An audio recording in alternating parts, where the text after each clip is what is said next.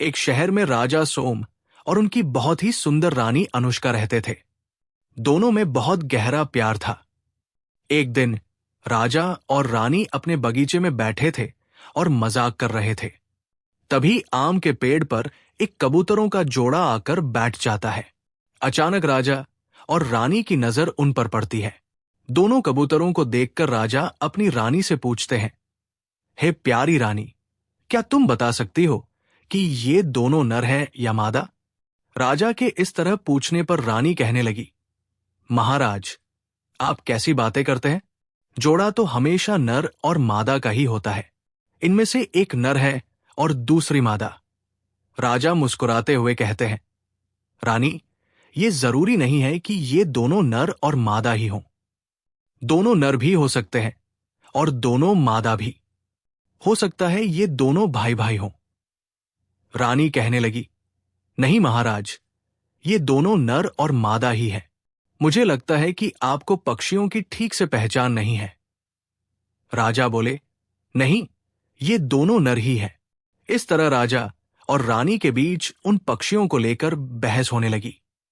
राजा ने कहा कि दोनों नर हैं और रानी कह रही थी कि एक नर और एक मादा है। जब दोनों के बीच इसी बात पर बहस शुरू हो गई तो बहस बहस में दोनों के बीच शर्त लग जाती है।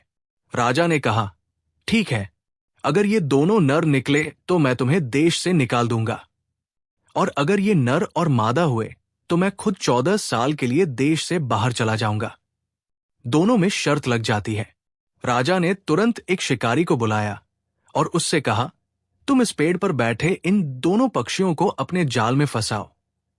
राजा पक्षियों के एक जानकार को भी बुलाते हैं और उससे कहते हैं, तुम्हें यह बताना है कि ये दोनों पक्षी नर हैं या मादा। उसने कहा, ठीक है महाराज। इधर शिकारी अपना जाल बिछाकर उन दोनों पक्षियों को पकड़ लेता है। रानी अनुष्का जानती थी कि ये दोनों पक्षी नर और मादा है।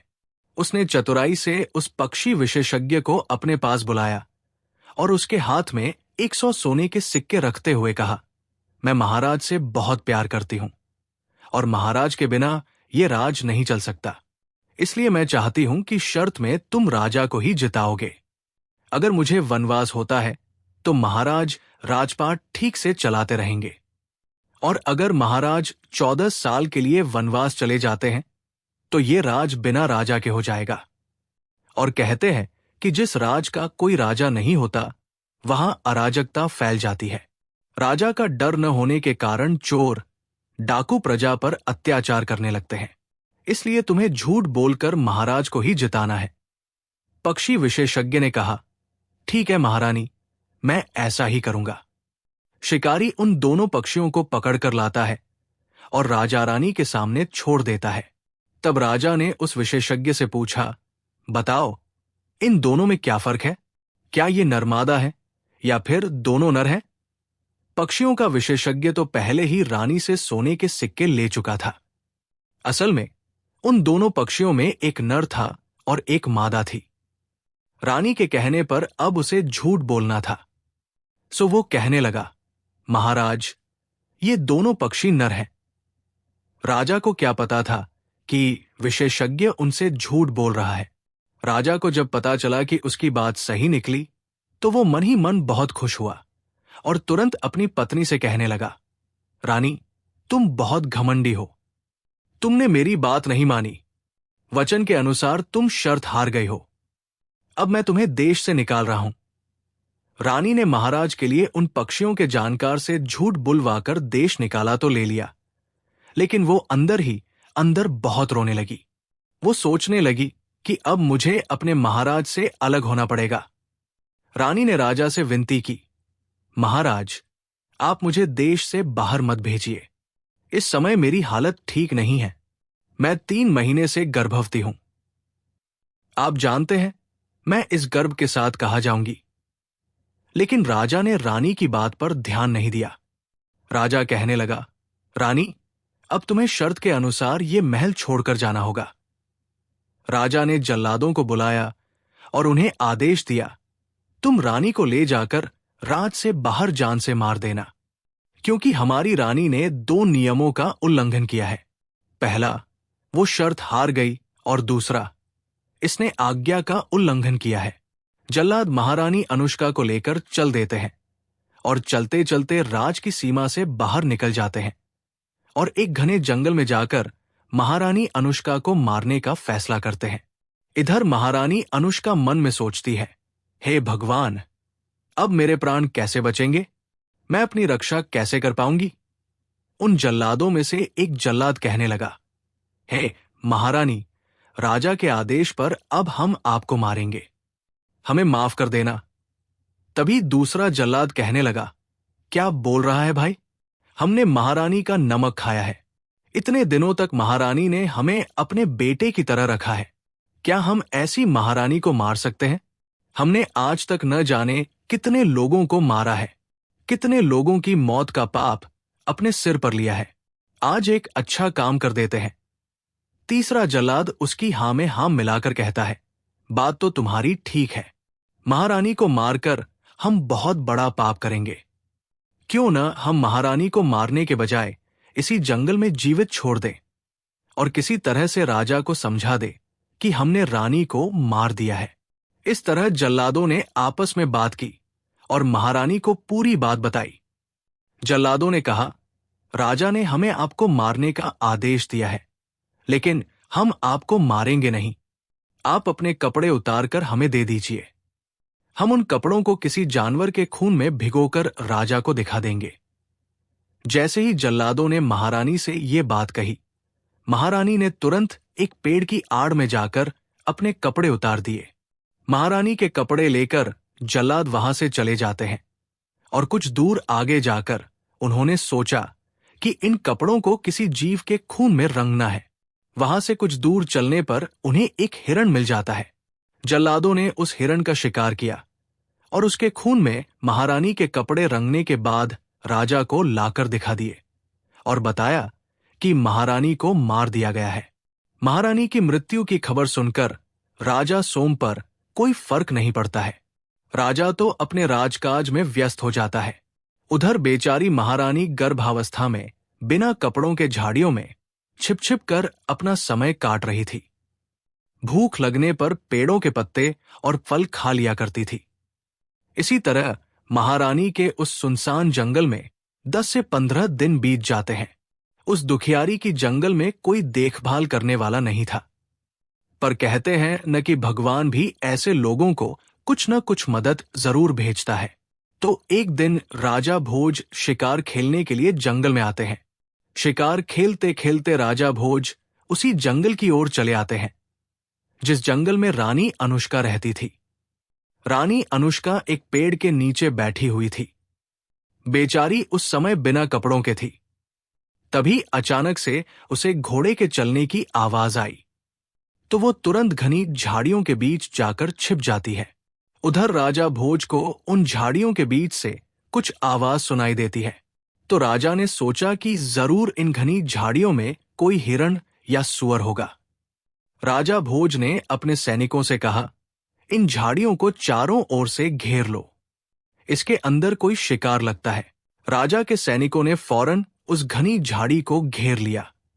अपने चारों तरफ तीर तलवार लेकर खड़े सैनिकों को देखकर रानी अनुष्का घबरा जाती है। रानी सोचती है कि आज तो ये मुझे शिकार समझकर मार डालेंगे। यही सोचकर रानी अनुष्का ने आवाज लगाई, भाइयों, मैं आपका शिकार नहीं हूं। मैं एक दुखी और लाचार स्त्री हूं। मुझ दुखिया को मारकर आपको क्या मिलेगा? जब एक स्त्री की आवाज राजा भोज ने सुनी तो बोले, तुम कौन हो और यहां कहां से आए हो? तब रानी अनुष्का कहती है, मेरा इस दुनिया में कोई नहीं है, न मेरा कोई रिश्तेदार, न कोई अपना सगा संबंधी। मैं तो इस जंगल में रहकर अपना समय काट रही हूं। राजा भोज बहुत दयालु और बड़े अनुभवी थे। कहने लगे, कोई बात नहीं है, मैं तुम्हें अपनी धर्म की बहन बनाना चाहता हूं। तुम इन झाड़ियों से बाहर निकलकर आ जाओ। मैं तुम्हें अपने महल ले चलूंगा। समझो आज से तुम्हारे दुखों का अंत हो गया है।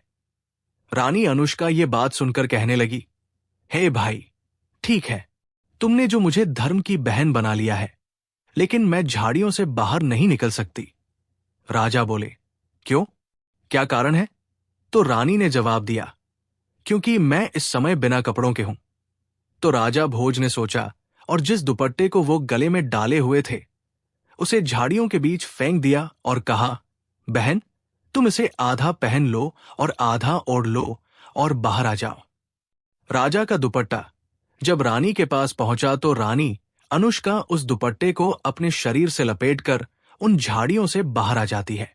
और जैसे ही रानी झाड़ियों से बाहर आती है तो राजा भोज उसे देखकर हैरान रह जाते हैं। वो स्त्री एकदम अद्भुत सुंदरी थी। उसका चेहरा चंद्रमा के समान चमक रहा था। देखने से मालूम पड़ रहा था कि वो किसी राजा की राजकुमारी या कोई अप्सरा है। राजा कहने लगे, बहन, तुम चिंता मत करो, अब मैं तुम्हें अपने महल लेकर चलूंगा। मैंने तुम्हें अपनी बहन माना है। राजा भोज ने रानी अनुष्का को अपने रथ में बिठा लिया और विराट नगर के लिए चल दिए। राजा भोज जब रानी अनुष्का को लेकर अपनी राजधानी में पहुंचते हैं तो प्रजा के लोगों ने देखा तो उन्हें लगा कि राजा दूसरा विवाह करके लाए हैं। अब तो चारों तरफ राजा की बदनामी होने लगी। कहने लगे कि इस राजा को बुढ़ापे में दूसरा विवाह करने की क्या जरूरत थी। चारों तरफ इस बात का शोर मच गया कि राजा के यहां पहले से ही कई रानियां थी। फिर महाराज दूसरी शादी को लेकर क्यों आए हैं? राजा ने अच्छा नहीं किया है। जब ये बात राजा के कानों में पड़ी तो राजा ने सोचा कि ये तो बहुत गलत अफवाह फैल गई है। राजा ने तुरंत दरबार में एक सभा बुलाई और कहा, आप लोग जैसा सोच रहे हैं वैसी कोई बात नहीं है। मैं शिकार के लिए गया था। वहां मुझे एक दुखी, लाचार और अकेली स्त्री मिली जिसका न कोई आसरा था न कोई सगा संबंधी। तो हमने उसे अपनी धर्म की बहन बना लिया और उसे अपने राजमहल में ले आए। अब बताओ, क्या मैंने कोई काम गलत किया है? यह सुनकर राजा के दरबार में बहुत तारीफ होती है और प्रजा में भी उनकी बहुत तारीफ होती है। इस तरह रानी अनुष्का महाराज भोज की बहन बनकर उनके राजमहल में रहने लगती है। धीरे धीरे समय बीतता गया। इधर रानी अनुष्का के बच्चे के जन्म का समय पास आ गया। तो एक दिन महारानी अनुष्का के गर्भ से एक बहुत सुंदर और तेजस्वी लड़का जन्म लेता है। लड़के के जन्म होने पर राजा भोज बहुत खुश होते हैं और कहने लगे, आज मेरे भांजे का जन्म हुआ है। इस खुशी में राजा भोज ने पूरे नगर को दावत दी। जब लड़का 7 दिन का हुआ तो उसका नाम रखने के लिए राजा ने बड़े विद्वान ज्योतिषियों को बुलाया। ज्योतिषियों ने जब पोथी खोलकर देखी तो लड़के का कोई ठीक से नाम नहीं निकल रहा था। कोई कुछ नाम रख रहा था तो कोई कुछ। वे नाम राजा भोज को पसंद नहीं आ रहे थे। अलग अलग नामों को सुनकर राजा भोज बहुत गुस्सा होते हैं। राजा भोज ने अपने सेनापति को आदेश दिया, इन सभी ज्योतिषियों को जेल में डाल दो। ये बेकार में पोथी लेकर घूमते रहते हैं, ये कुछ नहीं जानते। राजा के आदेश पर उन ज्योतिषियों को जेल में डलवा दिया गया। उसके बाद राजा ने आदेश दिया, जो कोई मेरे भांजे का सही नाम रखेगा मैं उसे मुंह मांगा इनाम दूंगा। राजा की घोषणा सुनकर कोई भी ब्राह्मण उस लड़के का नाम रखने के लिए नहीं आता है, क्योंकि वे जानते थे कि अगर नाम सही नहीं निकला तो राजा जेल में डलवा देंगे। एक दिन एक बूढ़ा ब्राह्मण उसी राज में घूमता हुआ आ रहा था। रास्ते में कुछ सिपाहियों ने ब्राह्मण को देखा और सोचने लगे कि बूढ़ा ब्राह्मण है, हो सकता है ये हमारे महाराज के भांजे का नामकरण संस्कार कर दे, तो क्यों न इसे लेकर महाराज के पास चलना चाहिए। उन सभी ने जाकर उस बूढ़े ब्राह्मण से कहा, हे ब्राह्मण देव, हमारे महाराज के यहां एक लड़के ने जन्म लिया है और उसका नामकरण संस्कार तुम्हें करना है। लेकिन ध्यान रहे, अब तक महाराज ने हजारों ब्राह्मणों को जेल में डलवा दिया है। कोई भी ब्राह्मण सही जन्म कुंडली, तारीख, वार, मुहूर्त और जन्म का सही से निर्धारण नहीं कर सका। ब्राह्मण बोले, ठीक है, चलो मैं चलता हूं। उन सैनिकों के साथ वो बूढ़ा ब्राह्मण महाराज के दरबार में आ जाता है। राजा ने उसका बहुत स्वागत किया, बैठने के लिए उचित जगह दी और उसके बाद राजा ने कहा, हे ब्राह्मण देव, मेरे घर एक लड़के ने जन्म लिया है, तुम्हें उसका नामकरण संस्कार करना है। वो ब्राह्मण बहुत विद्वान था। उसने अपनी पोथी खोलकर देखा। कहने लगा, महाराज, मैं इस लड़के का सही नामकरण कर सकता हूं, लेकिन शर्त यह है कि आपने जितने ब्राह्मणों को जेल में डलवा रखा है उन सबको छोड़ना पड़ेगा। राजा ने कहा, ठीक है, हम सबको रिहा कर देंगे। आप हमारे भांजे का ठीक ठीक नामकरण कीजिए। ब्राह्मण बोला, ठीक है। ब्राह्मण ने जब अपनी पोथी खोलकर देखी और लड़के के गुण और कुंडली मिलाई तो ब्राह्मण कहने लगा, महाराज, ये लड़का तो किसी दूसरे राज का पुत्र है।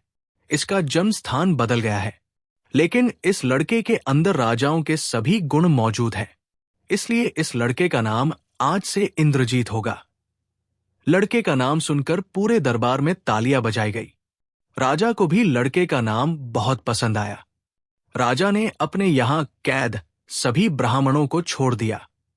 धीरे धीरे समय कुछ और बीतता है।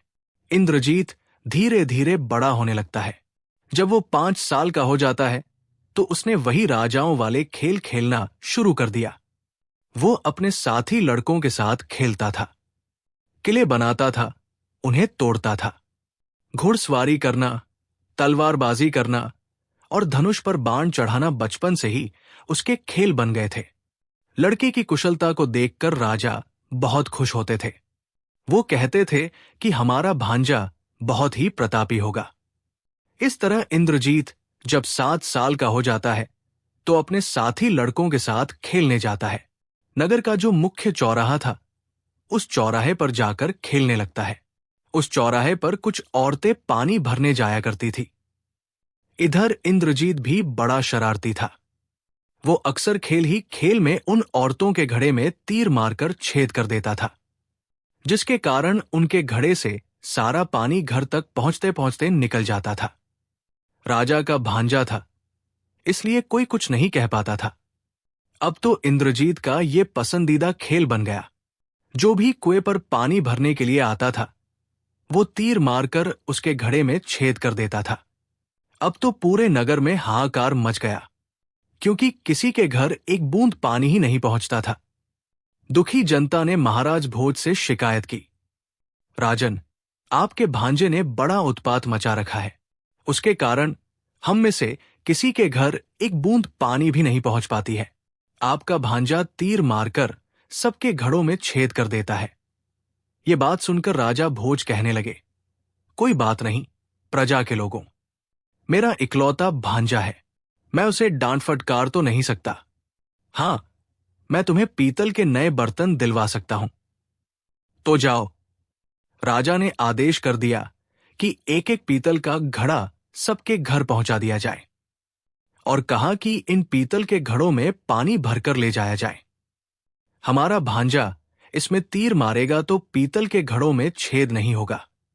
अब तो नगरवासी राजा के यहां से एक एक पीतल का घड़ा ले आए और कुएं से पानी भरकर ले जाने लगे।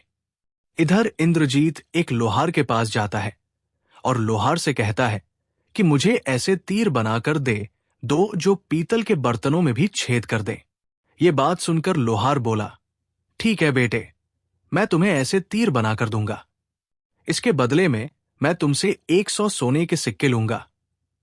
इंद्रजीत 100 सोने के सिक्के देकर लोहार से उन तीरों को बनवाकर ले आता है और अगले दिन उसी चौराहे पर जाकर खेलने लगता है। उसका तो यही काम था, पानी भरने वालों के घड़े फोड़ना। इंद्रजीत ने अपना धनुष उठाया और उन औरतों के घड़ों में मारने लगा। वे तीर बहुत ही कठोर धातु से बने हुए थे। तीर उन पीतल के बर्तनों को छेदता हुआ पार निकल जाता था। अब तो उन घड़ों में एक की जगह 2 छेद हो जाते थे। इस तरह घड़ों का सारा पानी रास्ते में ही निकल जाता था। प्रजा के लोगों ने राजा भोज से फिर इस बात की शिकायत की, महाराज, पहले तो घड़ों में एक छेद होता था, थोड़ा पानी घर तक पहुंच जाता था। अब तो घड़े में 2 छेद हो जाते हैं, सारा पानी रास्ते में निकल जाता है। हम आपके भांजे से बहुत तंग आ चुके हैं। राजा ने कहा, देखो, हम भांजे से तो कुछ नहीं कह सकते, पर हां, हम उस कुएं के पास में एक ठठेरा बैठा देते हैं। वो तुम्हारे फूटे हुए घड़ों को ठीक करता रहेगा। ठठेरा 1000 बर्तनों में रोजाना मरम्मत करता था। इंद्रजीत उन्हें रोज फोड़ देता था। एक दिन की बात है, इंद्रजीत उस चौराहे पर नहीं जाता है। उस दिन अपने दोस्तों को साथ लेकर जंगल में खेलने के लिए जाता है। जंगल में पहुंचकर उसने एक रेतीली जगह पर लड़कों के साथ किले बनाए। उसके बाहर 2 पहरेदार बैठा दिए और किले पर हमला करने के लिए अपने कुछ साथी लड़कों से कहा और खुद उसका रक्षक बनकर खड़ा हो गया। इंद्रजीत इसी तरह से खेल रहा था कि उसी समय एक सरदार वहां से गुजरता है। सरदार के पास लाखों की संख्या में ऊंट और गाय थी। सरदार का काम था राजाओं के माल को एक जगह से दूसरे राज पहुंचाना। सरदार अपने साथियों के साथ चला आ रहा था। लाखों ऊंट उसके साथ थे। सरदार ने जब रास्ते में लड़कों को खेलते हुए देखा तो कहने लगा, बालकों, यहां से दूर हट जाओ। इंद्रजीत निडर और निर्भय था। वो कहने लगा, तुम कौन हो? तुम कोई हमला करने वाले हो जो मेरे किले पर हमला करने आए हो? मैं अपने किले की रक्षा कर रहा हूं। तुम अपने ऊंट लेकर दूसरे रास्ते से निकल जाओ। इंद्रजीत की ये बात सुनकर सरदार बहुत गुस्सा हो जाता है। सरदार भी कुछ हैसियत रखता था। राजाओं के साथ उठता बैठता था। सरदार कहने लगा, अरे जिद्दी लड़के, मेरा रास्ता छोड़ दे। इंद्रजीत भी अपनी जिद पर अड़ा था। दोनों के बीच लड़ाई होती है, लेकिन इंद्रजीत पीछे नहीं हटता। तब सरदार को गुस्सा आ गया। उसने गुस्से में आकर इंद्रजीत के गाल पर 2 थप्पड़ जड़ दिए। सरदार से थप्पड़ खाकर इंद्रजीत रोता हुआ अपने घर आ जाता है और अपने मामा राजा भोज से कहता है, मामा जी, आज मैं जंगल में खेलने गया था। वहां एक सरदार आया जो खुद को विक्रम सरदार कह रहा था। उसने मेरे किले को तोड़ दिया और मुझे भी मारा। इंद्रजीत की ये बात सुनकर राजा बहुत गुस्से से बोले, बेटा, तुम चिंता मत करो। जिसने तुम्हें मारा है, मैं उसे अभी सबक सिखा कर आता हूं। इस तरह अपने कुछ सैनिकों को लेकर राजा भोज चल देते हैं। उधर विक्रम सरदार अपने साथियों के साथ चला आ रहा था। राजा ने जाते ही विक्रम सरदार के कई आदमियों को मार डाला। इधर विक्रम सरदार को खबर मिली कि राजा भोज ने हम पर हमला कर दिया है, तो विक्रम सरदार घबरा जाता है। उसने देखा कि महाराज ने हमला किया है। महाराज कोई लुटेरे थोड़ी है। क्या वजह है जो राजा नाराज है? तो विक्रम सरदार अपने हाथ जोड़कर राजा के सामने खड़ा हो जाता है और कहने लगा, महाराज, क्या कारण है? क्या आपने हमारे इतने साथियों को मार डाला? राजा बोले, हे विक्रम सरदार, मैं तुझे जिंदा नहीं छोड़ूंगा। विक्रम सरदार बोला, महाराज, मेरा कसूर क्या है? राजा ने कहा, मैंने अपने भांजे को बड़े प्यार से पाला है और तूने उसे 2 थप्पड़ मारे। अब तो विक्रम सरदार महाराज के पैरों में गिर जाता है। महाराज, मुझसे गलती हो गई, मुझे माफ कर दो। मैं नहीं जानता था कि ये लड़का आपका भांजा है। इस तरह विक्रम सरदार ने 1 लाख सोने के सिक्के राजा को देकर अपनी गलती की माफी मांगी। राजा भोज भी सरदार से 1 लाख सोने के सिक्के लेकर खुश हो जाते हैं और उसे अपने दरबार में बुलाकर लाते हैं। अपने भांजे इंद्रजीत से सरदार का परिचय कराते हैं। इस तरह विक्रम सरदार राजा भोज के यहां मेहमान बनकर ठहर गया। राजा उसे अपने नगर में घुमाते हैं। सरदार राजा भोज का दोस्त बन जाता है। राजा के महलों में रहते हुए सरदार को कई दिन बीत जाते हैं। घूमते फिरते उसकी नजर एक दिन इंद्रजीत की माता रानी अनुष्का पर पड़ जाती है। रानी अनुष्का देखने में बहुत सुंदर थी। उसे देखकर सरदार की नीयत खराब हो जाती है और कहने लगा, ये तो बहुत सुंदर स्त्री है, ये तो हमारी पत्नी बनने के लायक है। सरदार ने राजा से पूछा, ये स्त्री कौन है? राजा भोज ने बताया, ये हमारी बहन है और जिस लड़के को तुमने मारा था, वो लड़का हमारी इसी बहन का बेटा है। सरदार विक्रम बोला, अब तो हमें आपकी बहन से मिलकर माफी मांगनी चाहिए। इसी बहाने से सरदार रानी अनुष्का के पास जाता है और उससे अपनी गलती की माफी मांगता है। रानी पर उसकी नीयत खराब तो हो ही चुकी थी। उसने क्या किया कि एक अनोखा हार रानी अनुष्का को भेंट किया और कहा, तुम जैसे राजा भोज की बहन हो, उसी तरह तुम मेरी भी बहन हो, और ये हार मैं तुम्हें तोहफे में देता हूं। हार पाकर रानी बहुत खुश हो जाती है। उसे भी लगता है कि जब वो मुझे बहन मान रहा है तो मुझे भी उसका सम्मान करना चाहिए। इसलिए रानी अनुष्का ने अपने महल में उसे खाना खिलाया। सरदार को रहते हुए जब काफी समय बीत जाता है तो एक दिन राजा से कहता है, हे राजन, आपकी बहन को मैं अपनी बहन मानता हूं। हे राजन, ये बहन काफी समय से आपके पास रह रही है। यदि आपकी अनुमति हो तो मैं इस बहन को और मेरे भांजे को कुछ समय के लिए अपना नगर दिखाना चाहता हूं। दोनों लोग मेरे यहां भी घूमकर देख लेंगे, और ज्यादा दिनों की बात नहीं है। थोड़े दिन बाद मैं इन्हें यहां छोड़ जाऊंगा। राजा भोज ने कहा, देखिए, इस बारे में मैं तो कुछ नहीं कह सकता। यदि मेरी बहन आपके साथ जाने को तैयार हो तो मैं रोक नहीं सकता, क्योंकि अब तुम उसके भाई हो। सरदार ने जब अनुष्का से अपने यहां चलने को कहा तो अनुष्का भी मान जाती है। सोचने लगी कि जब विक्रम इतना कह रहा है तो मुझे उसके साथ चलना चाहिए। लेकिन वो सरदार विक्रम के मन के खोट को नहीं जानती थी। अनुष्का ने राजा भोज से कहा, भैया, मुझे यहां रहते हुए काफी दिन हो गए। आपकी आज्ञा हो तो मैं भाई विक्रम के यहां कुछ दिन के लिए चली जाऊं। राजा ने भी उसे जाने की अनुमति दे दी। जब रिश्ता गहरा जुड़ जाता है तो आना जाना तो चलता ही रहता है। राजा भोज ने सरदार पर विश्वास करके अपनी बहन अनुष्का को उसके साथ भेज दिया। तुरंत एक पालकी तैयार करवाई और पालकी में बैठकर रानी अनुष्का विक्रम के साथ चल देती है। विक्रम सोचने लगा कि अभी तो मैं इसे बहन बनाकर ले जा रहा हूं, घर जाकर मैं इसे अपनी पत्नी बना लूंगा। इस तरह वो सरदार अनुष्का को अपने साथ ले जाता है। अब विक्रम ने अपने साथियों से कहा कि शाम तक हमें राजा भोज के राज की सीमा से बाहर चलना है, इसलिए तेजी से चलो। सरदार के सभी साथी अपना माल लेकर तेजी के साथ आगे बढ़ते हैं और पूरे दिन का सफर तय करके राजा भोज के राज से बाहर निकल जाते हैं। दूसरे राज में जाकर जब शाम हो जाती है तो सरदार उसी जगह पर अपना डेरा लगा देता है। एक तंबू रानी अनुष्का के लिए लगवा दिया, दूसरा तंबू इंद्रजीत के लिए, और धीरे धीरे जब आधी रात का समय होता है तो रानी अनुष्का की सुंदर तस्वीर विक्रम सरदार के दिमाग में चलती रहती है। सरदार आधी रात के समय उठकर रानी अनुष्का के डेरे के अंदर चला जाता है। रानी की सुंदर सुंदरता को देखकर सरदार की नीयत खराब हो जाती है। विक्रम सरदार ने जब रानी अनुष्का के तंबू में प्रवेश किया तो पैरों की आहट से अनुष्का जाग जाती है। उसकी नजर जब सरदार विक्रम पर गई तो उसने देखा कि बुरी नजर से सरदार उसकी तरफ देख रहा है। रानी एकदम घबरा जाती है और पूछने लगी, भैया, तुम यहां कैसे?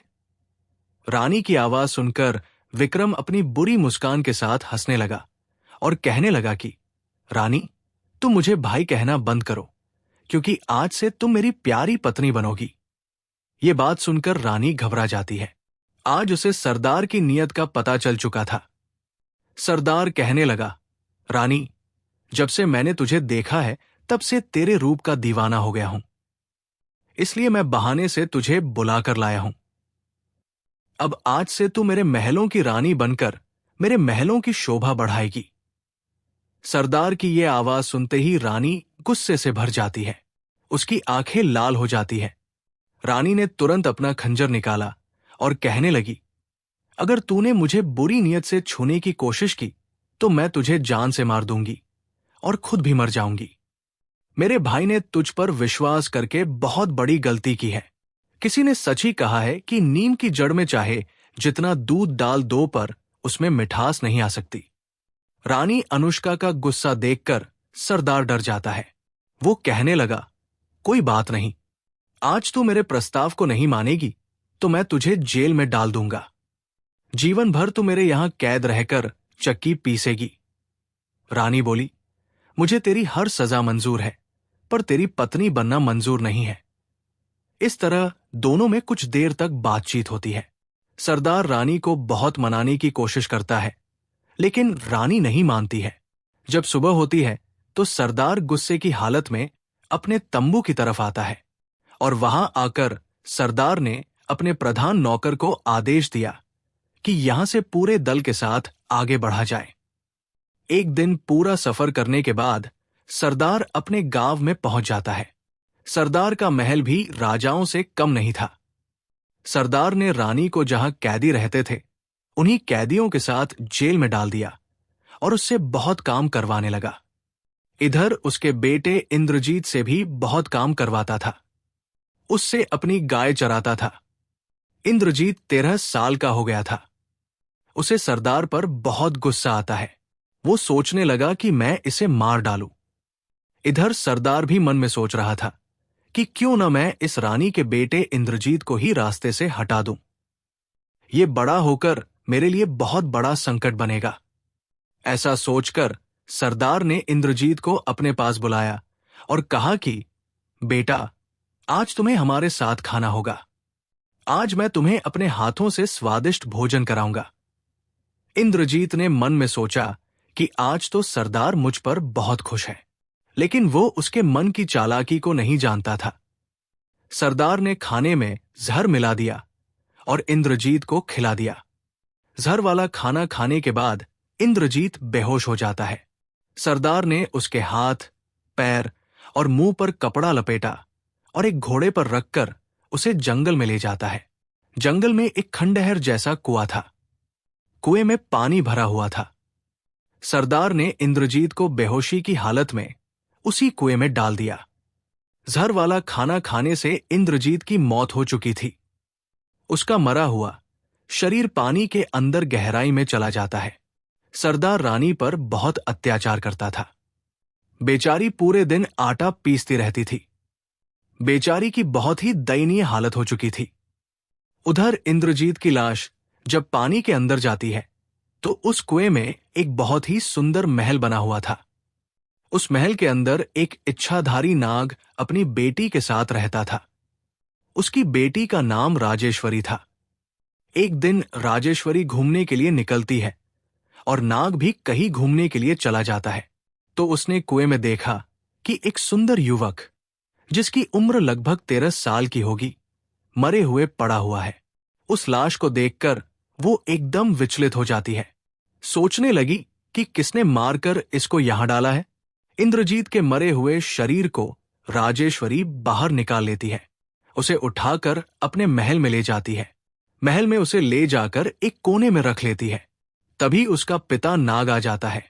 नाग ने अपनी बेटी से पूछा, बेटी, तुम ये किसे लेकर आए हो? तब वो कहती है, पिताजी, मैं नहीं जानती ये कौन है। ये इस कुएं में मरा हुआ पड़ा था। मैं इसे पानी से बाहर लेकर आई हूं। जब नाग ने इंद्रजीत के चेहरे से कपड़ा हटाया तो वो उसे देखकर देखता ही रह गया। इंद्रजीत बहुत सुंदर था। सोचने लगा कि इतने सुंदर नौजवान को भला किस दुष्ट ने मारा है। नाग ने अपनी नागमणि लेकर इंद्रजीत के मरे हुए शरीर से लगाई तो वो एकदम से जीवित हो जाता है। इंद्रजीत के जीवित होने पर नाग और उसकी बेटी ने पूछा कि तुम कौन हो और इस कुएं में कैसे आए? किसने तुम्हें कुएं में मारकर डाल दिया था? उस समय इंद्रजीत की याददाश्त खत्म हो चुकी थी। उसे कुछ याद नहीं था। कहने लगा, मुझे कुछ याद नहीं है कि मैं कौन हूं और यहां कैसे आया। नाग ने मन में सोचा कि मेरी बेटी भी शादी के लायक है और इससे सुंदर युवक भला मुझे कहां मिल सकता है। क्यों न मैं अपनी बेटी की शादी इसके साथ कर दूं। यही सोचकर नाग ने कहा, बेटा, तुम मेरे यहां आराम से रह सकते हो। यहां तुम्हें कोई दिक्कत नहीं होगी। ये मेरी बेटी है और मैं इसकी शादी तुम्हारे साथ कर दूंगा। इंद्रजीत भी नाग की बेटी के साथ शादी करने के लिए राजी हो जाता है। तो नाग ने अपनी बेटी की शादी इंद्रजीत के साथ करा दी। अब दोनों बड़े आराम से उस महल में रहते हैं। इधर 6 महीने का समय बीत जाता है। उधर महाराज भोज मन में सोचते हैं कि सरदार 1 महीने का वादा करके मेरी बहन को ले गया था, लेकिन आज तक 6 महीने का समय हो गया है और वो वापस नहीं लौटा। मुझे उसकी कुछ जानकारी लेनी चाहिए। मुझे चलकर देखना चाहिए। तो महाराज भोज अपने घोड़े पर सवार हुए और सरदार के यहां चल देते हैं। इधर इंद्रजीत को नाग की बेटी के साथ रहते हुए काफी समय बीत गया था। एक दिन उसे अचानक अपनी माता की याद आ जाती है। माँ की याद करके वो रोने लगता है। ये देखकर नाग पूछने लगता है कि बेटा, तुम्हारे रोने का क्या कारण है? तुम क्यों रो रहे हो? मुझे ठीक ठीक बताओ। तब इंद्रजीत नाग को अपनी सारी कहानी सुनाता है कि मेरी माता को सरदार ने जेल में कैद कर रखा है और उसने मुझे भी मारकर इस कुएं में डाल दिया था। नाग ने सुना तो कहने लगा, बेटा, तुम चिंता मत करो, चलो मैं तुम्हारे साथ चल रहा हूं। तुम मेरे कंधे पर बैठ जाओ और मैं तुम्हें तुम्हारी मां से मिलाने ले चलता हूं। इंद्रजीत नाग के कंधे पर बैठ जाता है। वो नाग तो इच्छाधारी था। वो अपने शरीर को बढ़ाकर विशाल कर लेता है और इंद्रजीत को लेकर आकाश के रास्ते उड़ता हुआ जा रहा था। उधर उसके मामा राजा भोज भी रास्ते में मिल जाते हैं। जिस रास्ते से राजा भोज जा रहे थे, उसी रास्ते से नाग भी जा रहा था। राजा भोज ने देखा कि उनका भांजा किसी विशाल आदमी की पीठ पर बैठा हुआ है। राजा भोज एकदम से चौंक जाते हैं। सोचने लगे, ये तो कोई राक्षस है जो मेरे भांजे को लिए जा रहा है। मुझे इसका अंत करना चाहिए। ऐसा सोचकर वो अपना धनुष निकालते हैं और धनुष पर बाण चढ़ाकर उस नाग के ऊपर छोड़ देते हैं। बाण जब उस नाग को लगा तो नाग दर्द से कराहकर एकदम नीचे गिर पड़ता है। नाग ने इंद्रजीत से कहा, तुम मेरे कंधे से नीचे उतरो, मैं इस घोड़े वाले आदमी का अंत कर देता हूं। इसने मुझ पर धोखे से वार किया है। इंद्रजीत ने देखा कि सामने धनुष पर बाण चढ़ाकर उसके मामा ही खड़े थे। वो अपने मामा को पहचान लेता है। एकदम से कहने लगा, मामा जी, ठहर जाओ, तीर मत छोड़ना। मैं आज जीवित हूं तो इन्हीं नागराज की वजह से। इन्होंने मुझ पर बहुत बड़ा उपकार किया है। मुझे उस विक्रम सरदार ने मारकर कुएं में डाल दिया था। मेरी मां को उसने अपने यहां पर कैद कर रखा है। इंद्रजीत के मुंह से ये बात सुनकर राजा भोज का गुस्सा भड़क उठता है। राजा भोज तुरंत नागराज से कहने लगे कि मुझे माफ करना भाई, मैं तो ये समझ रहा था कि कोई राक्षस मेरे भांजे का अपहरण करके लिए जा रहा है, इसलिए तुम पर बाण चला दिया। मैं तुमसे माफी चाहता हूं। यह सुनकर नागराज बहुत खुश हुआ और कहने लगा कि नहीं महाराज, ऐसी कोई बात नहीं है। मैं तो तुम्हारे भांजे और अपने मेहमान को लेकर उस सरदार को सबक सिखाने जा रहा था। मैं उसको जिंदा नहीं छोड़ूंगा। इस तरह तीनों आपस में बात करने लगे। बात करने के बाद सरदार से बदला लेने के लिए चल देते हैं। उधर रानी अनुष्का के पति राजा सोम ने सोचा कि मैंने अपनी रानी को देश से निकाल दिया है, उसके बाद मेरी किसी और रानी से कोई संतान पैदा नहीं हुई, मेरा तो वंश ही खत्म हो जाएगा। उसी दिन राजा सोम उसी सरदार विक्रम के पास आते हैं, क्योंकि सरदार का राजा के साथ उठना बैठना था। उसका खुद का भी राजाओं जैसा किला था। ठीक उसी तरह के दिखावे के साथ उसने भी अपनी एक छोटी सी रियासत बना रखी थी। राजा सोम जब सरदार विक्रम के यहां आते हैं तो उनका खूब आदर सत्कार होता है। सरदार ये नहीं जानता था कि जिस रानी को मैंने अपने यहां कैद कर लिया है, वो रानी इन्हीं राजा सोम की पत्नी है। राजा सोम भी नहीं जानते थे कि जिस रानी को मैंने मरवा दिया है, वो अभी जीवित है और इसी सरदार की कैद में है। इधर राजा सोम सरदार की सभा में बैठे हुए थे। उधर राजा भोज, इंद्रजीत और नागराज भी आ जाते हैं। उन तीनों ने जाकर सरदार विक्रम को ललकारा और कहने लगे कि सरदार, अब तू जीवित नहीं रहेगा, आज हम तुझे जिंदा नहीं छोड़ेंगे। सरदार ने जब इंद्रजीत को जीवित देखा और उसके साथ में राजा भोज को देखा तो उसके पैरों के नीचे से जमीन खिसक गई। सरदार एकदम से घबरा गया और अपने सिंहासन पर चुपचाप बैठा रहा। इतने में राजा सोम राजा भोज से कहने लगे कि महाराज, सरदार हमारा दोस्त है और आप इसे क्यों मारना चाहते हैं? तब राजा भोज ने राजा सोम को सारी कहानी सुनाई कि महाराज, इस दुष्ट सरदार ने मेरी धर्म की बहन को बहुत तकलीफें दी है। ये मेरे धर्म का भांजा है। एक बार की बात है महाराज, मैं जंगल में गया था। वहां मुझे एक दुखी, लाचार और अकेली स्त्री मिली जिसका कोई सगा संबंधी नहीं था। उस स्त्री को धर्म की बहन बनाकर मैं अपने घर ले गया। इस दुष्ट सरदार से मेरी दोस्ती थी, इसलिए ये भी उसे अपनी बहन बनाकर कुछ दिनों के लिए अपने साथ बुला लाया। लेकिन इसके दिमाग में कुछ और ही चल रहा था, जिसे मैं ना पढ़ सका। आज इसलिए मेरी बहन को इसने कैद में डाल दिया है और मेरे भांजे को जहर देकर इसने कुएं में डाल दिया था। मैं अपनी बहन और भांजे को इसके यहां से आजाद करने के लिए आया हूं। मैं इसे मारकर उन्हें यहां से आजाद कराकर ले जाऊंगा। पूरी बात सुनने के बाद राजा सोम ने सरदार को उस स्त्री को आजाद करने के लिए कहा। सरदार के 4 आदमी रानी अनुष्का को बुलाने जाते हैं। उन्होंने कहा कि बहन, अब तुम विक्रम सरदार के यहां से आजाद हो गई हो। बाहर तुम्हारा कोई इंतजार कर रहा है। रानी अनुष्का सोचने लगी कि इस दुष्ट सरदार ने मेरे बेटे को भी मार डाला। अब पता नहीं ये मेरे साथ क्या करेगा। चारों सेवकों के साथ रानी अनुष्का जब दरबार में आई तो वहां पहले से ही उसके पति सोम बैठे हुए थे। वहीं पर उसका बेटा और उसका भाई राजा भोज भी बैठे हुए थे। जेल की चक्की पीस पीस कर उसकी हालत बहुत कमजोर हो गई थी। अपनी बहन की हालत देखकर राजा भोज गुस्से से भर जाते हैं। कहने लगे, दुष्ट सरदार, मैं तुझे जिंदा नहीं छोड़ूंगा। तूने मेरी बहन को न जाने कितनी तकलीफें दी है। इधर रानी अनुष्का जब अपने पति को देखती है तब उन्हें पहचान जाती है और राजा सोम भी अपनी पत्नी को पहचानने लगते हैं। सोचने लगे कि ऐसी ही रूपरंग वाली तो मेरी स्त्री थी जिसे मैंने जंगल में छुड़वा दिया था। राजा सोम पूछने लगे, हे देवी, हुबू मेरी रानी की तरह दिखने वाली तुम कौन हो? तब रानी अनुष्का कहती है, महाराज, आप इतनी जल्दी मुझे भूल गए ये मुझे उम्मीद नहीं थी। याद करो, हमें और तुम में पक्षियों के जोड़े के ऊपर बहस हुई थी। तुमने जिन पक्षियों को नर बताया था वो दरअसल में नर और मादा ही थे।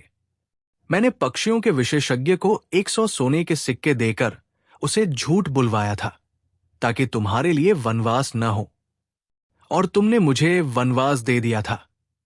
लेकिन जल्लादों ने मुझे मारा नहीं, मुझे जीवित छोड़ दिया, और ये मेरे धर्म के भाई राजा भोज मुझे सम्मान सहित अपने घर ले आए। वहां मेरी कोख से एक लड़के ने जन्म लिया। जब मैं जंगल को आई थी तो मेरे गर्भ में 3 महीने का गर्भ था। राजा सोम अपनी रानी को सरदार के यहां इस हालत में देखते हैं तो उनका भी खून खौल उठता है और वो उसी समय अपनी तेज धार वाली तलवार निकालते हैं और सरदार का सिर धड़ से अलग कर देते हैं। इस तरह सरदार को उसकी करनी का फल मिल चुका था। तब राजा सोम राजा भोज के पैरों में गिर पड़े और बोले, महाराज, मैं आपका बहुत आभारी हूं। आपने मेरे डूबते हुए परिवार को बचा लिया। उसी समय महाराज सोम राजा भोज से आज्ञा लेकर अपने नगर को खुशी खुशी लौट जाते हैं। कहते हैं कि चाहे कोई कितना भी अपना होने का दिखावा करे, इन 4 लोगों पर कभी भरोसा मत करना, वरना तुम्हें धोखा ही मिलेगा। नीच आदमी कभी अपनी नीचता को नहीं छोड़ता। इनसे चाहे जितना प्यार कर लो, ये कभी रिश्ते को नहीं मानते हैं। ये लोग रिश्ते को ही अपनी हवस का शिकार बना लेते हैं। इनसे बचकर रहना चाहिए। नंबर 1, कामुक चंचल आदमी। नंबर 2, धन का लालची आदमी। नंबर 3, चापलूसी करने वाला आदमी। नंबर 4, जो आपका पहले ही का दुश्मन हो, जिसने कभी आपसे चोट खाई हो, वो कितना भी अपनापन जता ले, वो समय आने पर आपको धोखा ही देगा। इसलिए इन 4 पर कभी भूल कर भी विश्वास न करें। इन 4 को कोई इतनी बड़ी जिम्मेदारी न सौंपे कि जिससे आप किसी बड़ी मुसीबत में फंस सकते हो। इस कहानी से एक बात और सीखने को मिलती है कि जो पुरुष अपनी स्त्री को त्याग देता है तो संसार में उस स्त्री को फिर कोई अच्छी नजर से नहीं देखता। सब उसे बुरी नजर से ही देखते हैं। सब लोग उसे पाना चाहते हैं। सब हवस के भूखे भेड़िए बन जाते हैं। इसलिए भूल कर भी कभी अपनी स्त्री का त्याग न करें। दोस्तों, वीडियो पसंद आया हो तो लाइक और शेयर जरूर कर देना।